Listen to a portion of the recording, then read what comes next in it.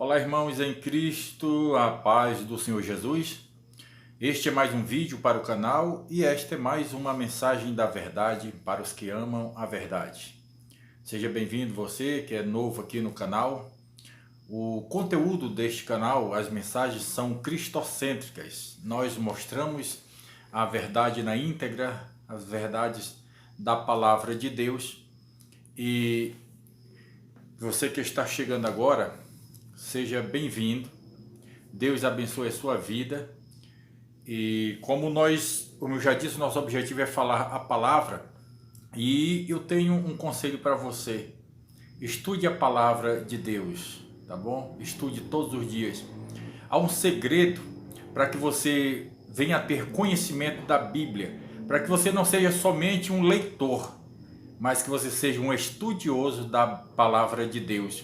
Tiago diz que aquele que é somente ouvinte e não é praticante, ele é semelhante ao homem que se contempla no espelho e depois que se contempla, que se vai, logo se esquece de como era. Da mesma forma é aquele que é somente ouvinte, mas não é praticante. Tem muitas pessoas que são leitores da Bíblia, mas estudiosos são poucos. Então o segredo é estudar a palavra todos os dias, esse é o primeiro. E o segundo é toda vez que for ler a palavra, pedir ao Espírito Santo entendimento. Eu já tenho falado isso muitas vezes e algumas pessoas já até adotaram esse sistema. Toda vez que vai ler a Bíblia, diz: Espírito Santo, me ensina a tua palavra, me faça entender. E assim nós fazemos todos os dias, lemos a palavra de Deus. Tá? Não para se tornar, não memorizar a palavra. Tem muita gente que alguém diz assim: fulano, irmão fulano de tal, conhece a palavra do Gênesis ao Apocalipse memorizado. Isso às vezes é um perigo, porque a pessoa deixa de estudar a palavra, porque acha que já sabe. E nós, seguidores de Cristo, somos eternos aprendizes.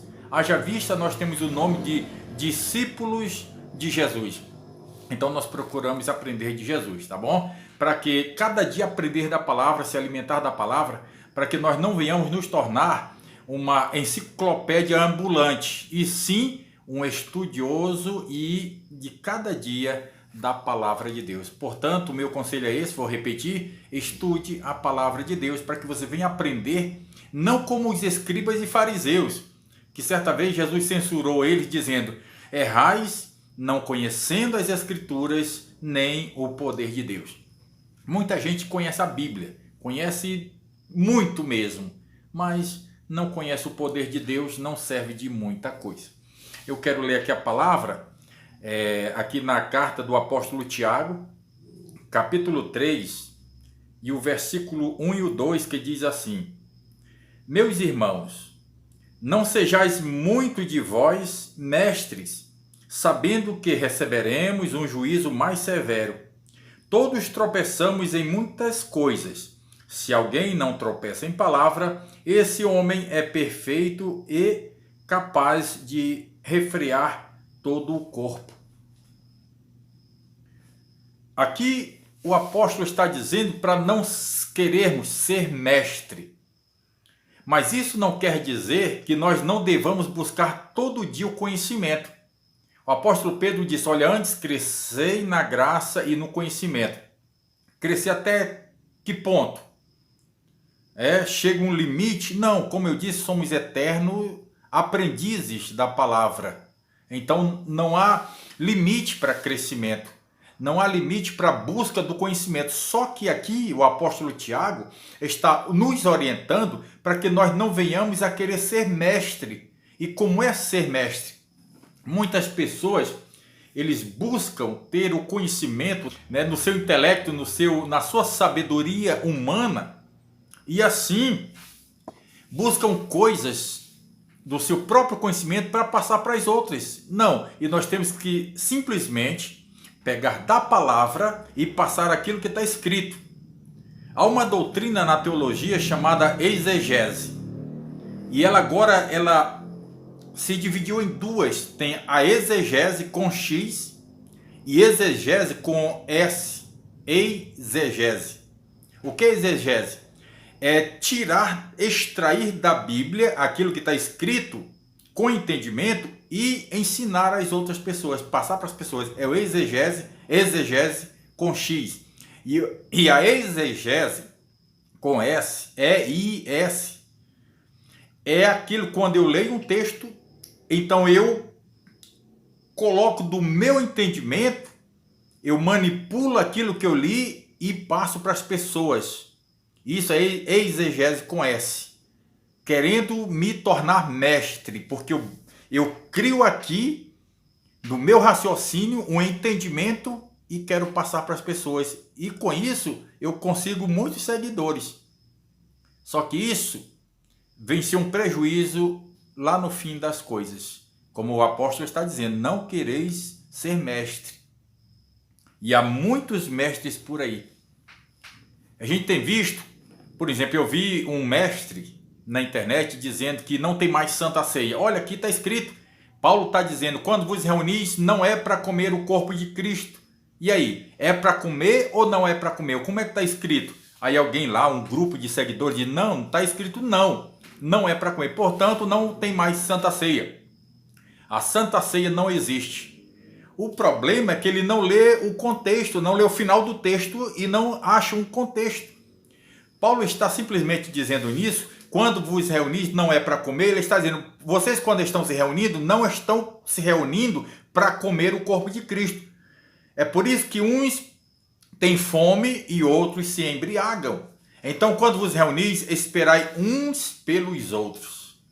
Então, ele não está dizendo que não é mais para ter a Santa Ceia, ele está simplesmente orientando até os irmãos lá da igreja de Coríntios a, com sabedoria, usar e fazerem a ceia do Senhor, comerem a ceia do Senhor, com sabedoria, é isso que ele está dizendo. Mas os mestres, eles se ajuntam no seu próprio raciocínio, buscando o seu próprio conhecimento e trazem isso e têm conseguido enganar a muitos.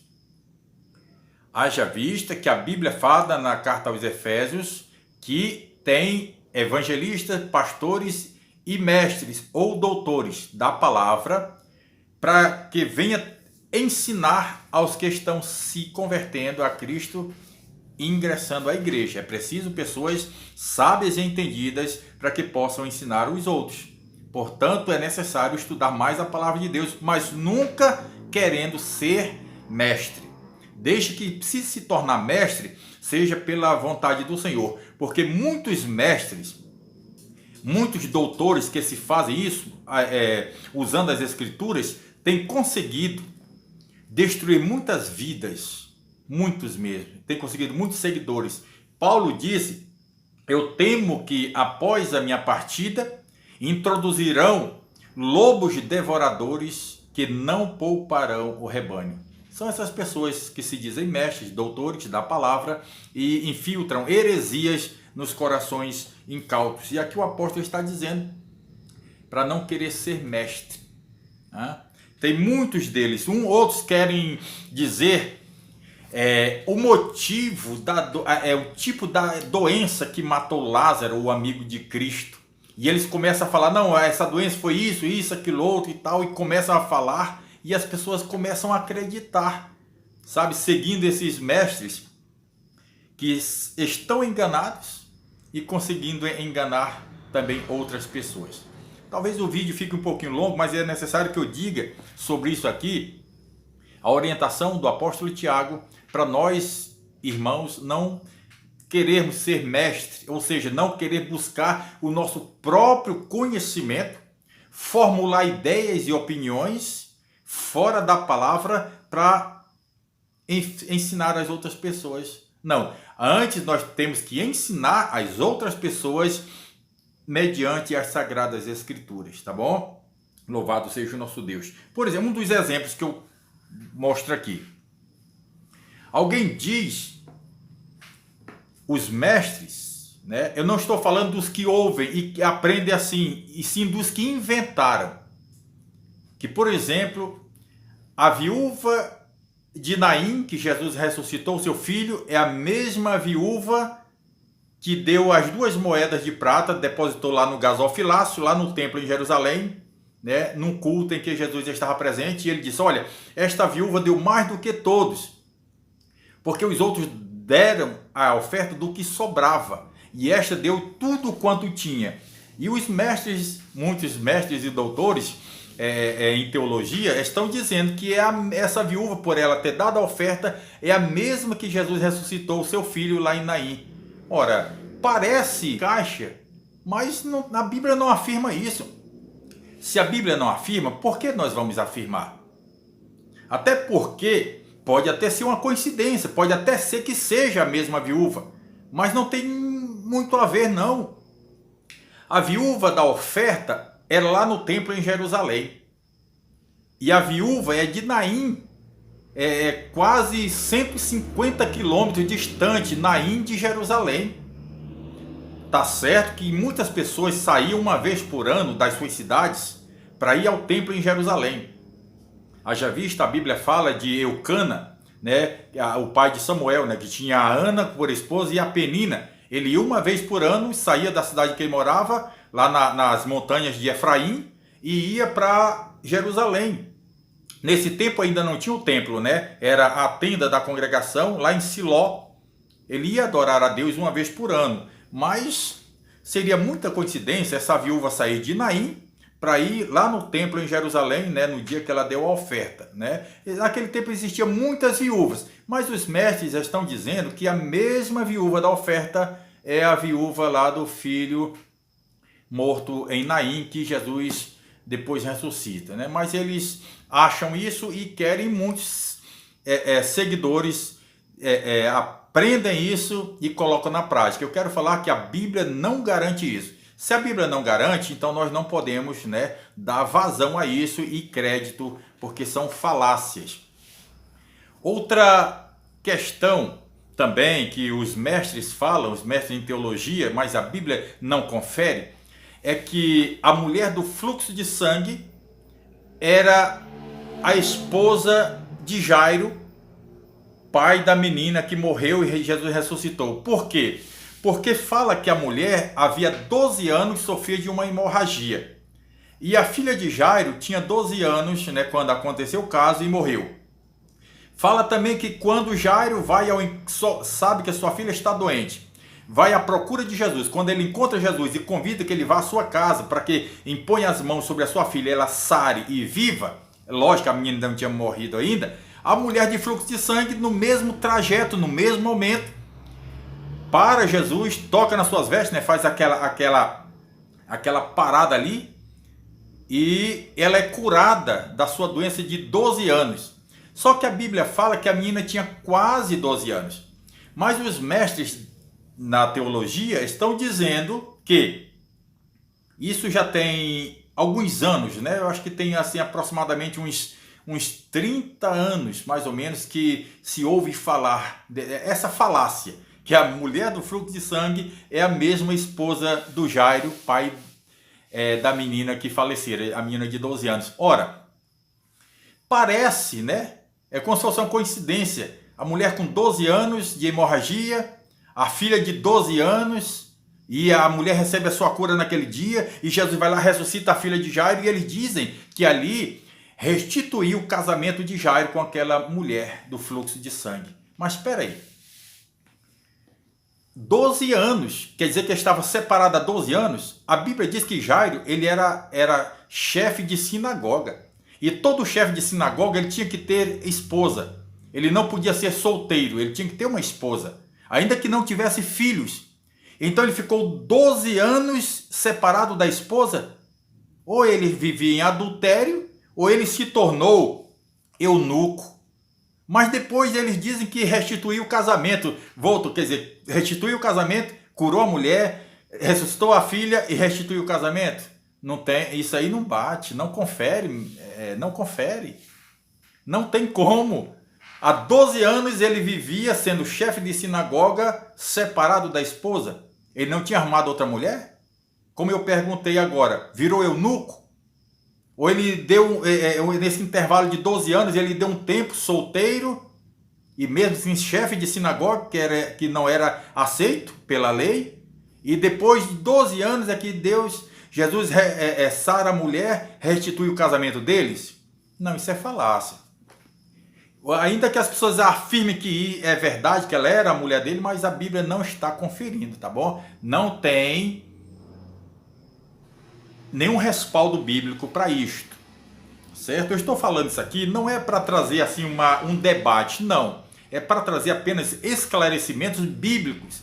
Isso eu não estou tirando da minha mente. Não é minha opinião própria, é da palavra. Se você acha que tem tudo a ver isto, amém. Isso é um direito seu de achar assim, de ter a opinião dos mestres e você ser seguidor desses mestres. Só que pela palavra, eu vou repetir, um chefe de sinagoga não podia ser solteiro. Ele não podia estar separado da esposa para ele liderar uma sinagoga. E Jairo era chefe de sinagoga, tá certo? Então não está conferindo que a mulher do fluxo de sangue era esposa dele. Simplesmente coincidiu dela ter 12 anos sofrendo e a filha de Jairo, e nem 12 anos completo era, quase 12 anos, tá bom?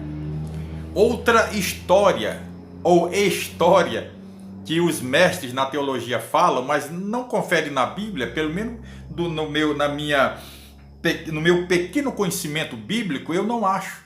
Isso aqui é que fala que a cruz de Jesus foi feita de uma viga tirada da sua casa. Outros dizem da casa da sua mãe. Né? Só porque lá no livro de Esdras, capítulo 6, versículo 11, fala um decreto do rei Ciro, que agora Dario vem e coloca em prática, que quando foi reconstruído o templo de Jerusalém, né, que o templo de Salomão que foi destruído e agora é reconstruído, aí todo aquele que violasse esta ordem, esta lei, era que fosse arrancado uma viga da sua casa e ele fosse pendurado nela, morto, é lógico, e a sua casa virasse um montão de ruína. Aí por Jesus dizer, aí os mestres da teologia dizem assim, que porque Jesus disse que destruiria o templo, e por isso ele foi morto em cruz, e aí tiraram a viga da sua casa, ou da casa de Maria, e dela fizeram a sua cruz, e Jesus foi morto. Mas será que realmente tem respaldo bíblico para isso? Será? Nós podemos conferir, e aqui eu vou só repetir o versículo. Meus irmãos, não sejais muito de vós mestres, sabendo que receberemos um juízo mais severo. Estou falando esta mensagem para você, meu irmão, minha irmã, ter mais cuidado. Analise as escrituras. Errais não conhecendo as escrituras nem o poder de Deus. Examine as escrituras para ver se confere, para que nós não venhamos cair nas malhas da heresia, dos falsos mestres, dos doutores em teologia. Você pode buscar de Deus o conhecimento. Quer sabedoria? Peça a Deus. Pronto. Não está dizendo peça ao doutor, peça ao mestre. É claro que tem muitas pessoas, eu mesmo tenho algumas pessoas, alguns pastores que eu me espelho neles. Tem alguns mestres, alguns doutores em teologia que eu me espelho. Mas o meu mestre, o meu guia é o Espírito Santo de Deus. O meu mestre é Jesus. E a minha bússola, a minha fonte de conhecimento, glórias a Deus, é a Bíblia Sagrada. Esta aqui. Esta é a minha fonte de inspiração. É nela que eu encontro a água salutar. É nela que eu encontro o pão que alimenta a minha alma. É nela que eu encontro a fonte de conhecimento. Então, quer sabedoria? Peça a Deus. Então, vamos fazer aqui uma rápida análise para ver se realmente a cruz de Cristo foi tirada da viga, foi feita da viga retirada da sua casa. Aqui no Evangelho de Jesus Cristo, vamos para cá para Mateus, que vai falar sobre isto, aqui no capítulo 26, e que quando eles prenderam Jesus, eles buscavam uma ocasião para matar Jesus, né? Ele diz assim, versículo 61, este diz, eu posso derrubar o templo de Deus e reconstruí-lo em 3 dias. Então levantou-se o sumo sacerdote e perguntou a Jesus: nada respondes a essas acusações? Jesus, porém, guardou o silêncio. E o sumo sacerdote lhe disse: exijo pelo Deus vivo que nos digas se tu és o Cristo, o Filho de Deus. Respondeu Jesus: tu disseste. Eu, porém, vos digo que em breve vereis o Filho do Homem assentado à direita do Todo-Poderoso, vindo sobre as nuvens do céu. Então o sumo sacerdote rasgou as suas vestes e disse: blasfemou! Para que precisamos ainda de testemunhas? Vós bem ouvistes a sua blasfêmia.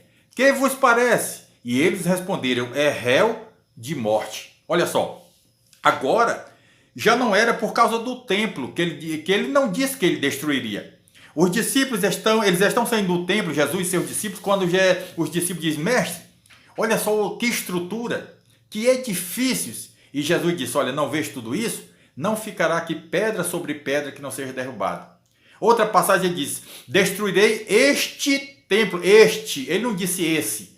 Destruirei este templo e reconstituirei em 3 dias. Ele está falando do seu próprio corpo, da sua morte.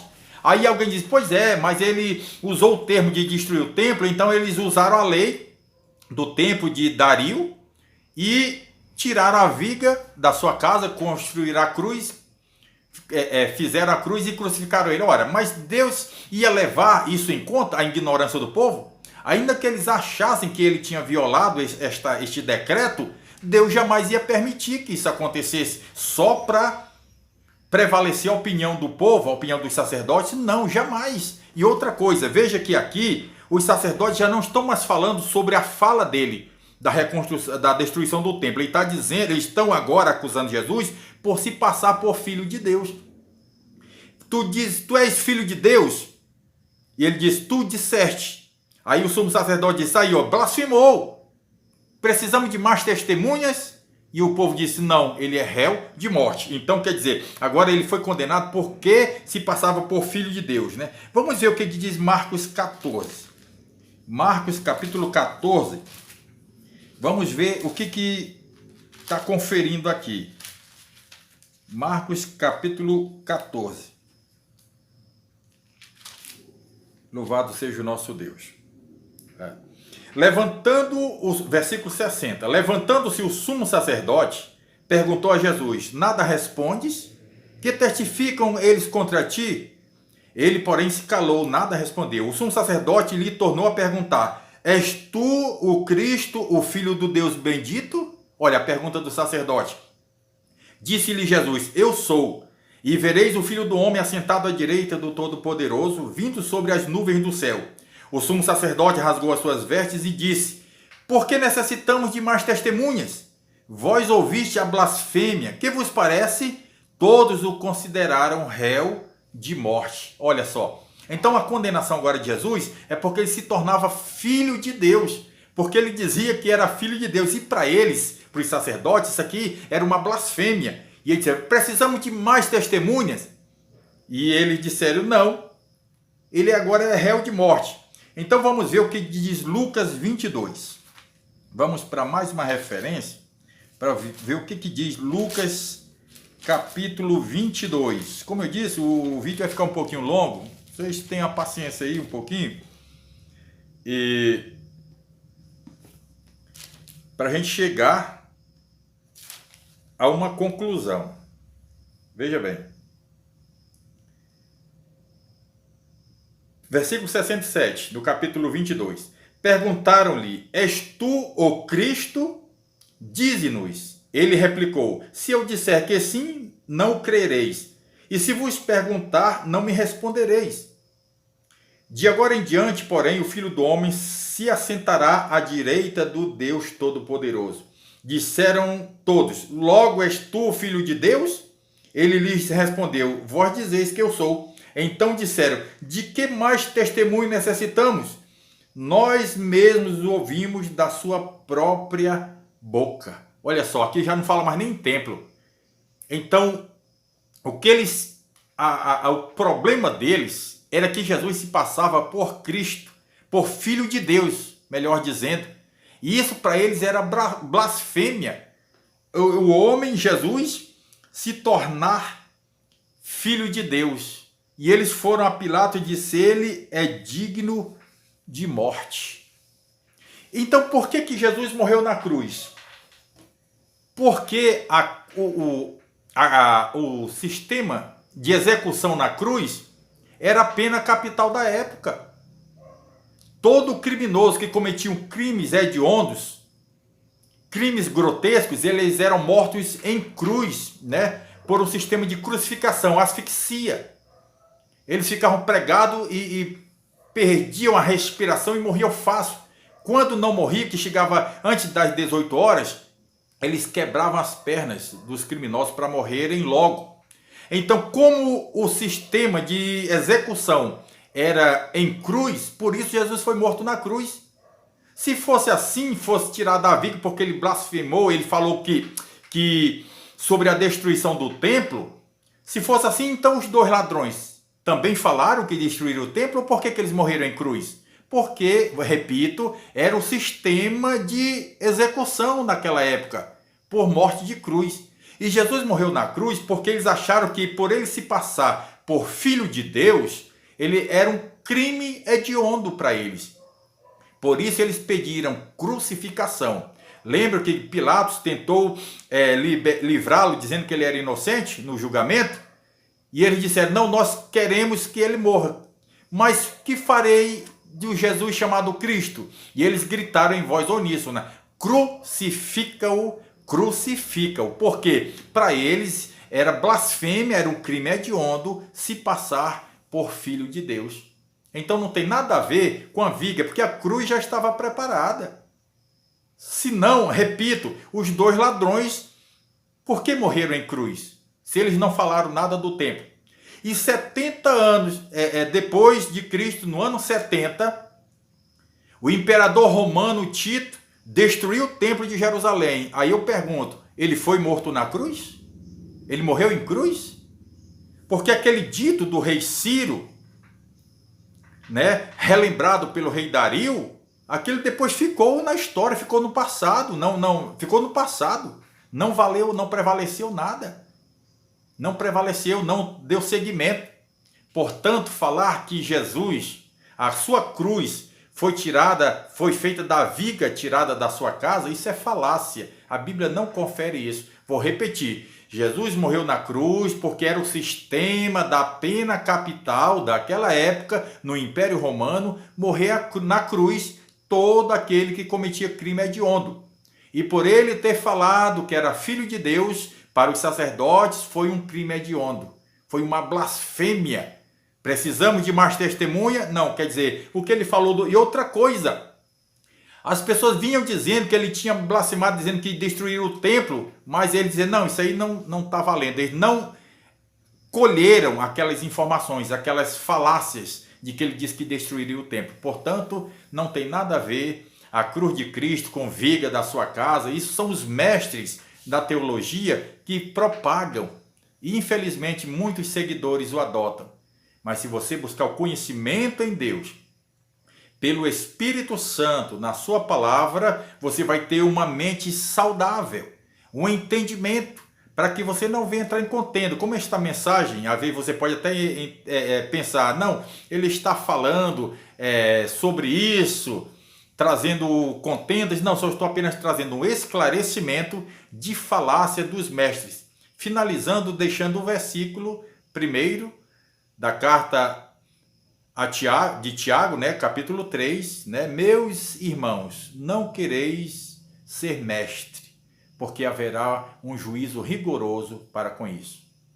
Se você entendeu esta mensagem, divulgue-a nas redes sociais, envie para um parente, um amigo, um conhecido, um vizinho. Deixe o teu like que ajuda muito o canal. Se você ainda não é inscrito, se inscreva, por favor, ajude o canal a crescer. Espalhe essas mensagens da verdade a muitos corações. Como eu sempre digo, esta foi mais uma mensagem da verdade para os que amam a verdade.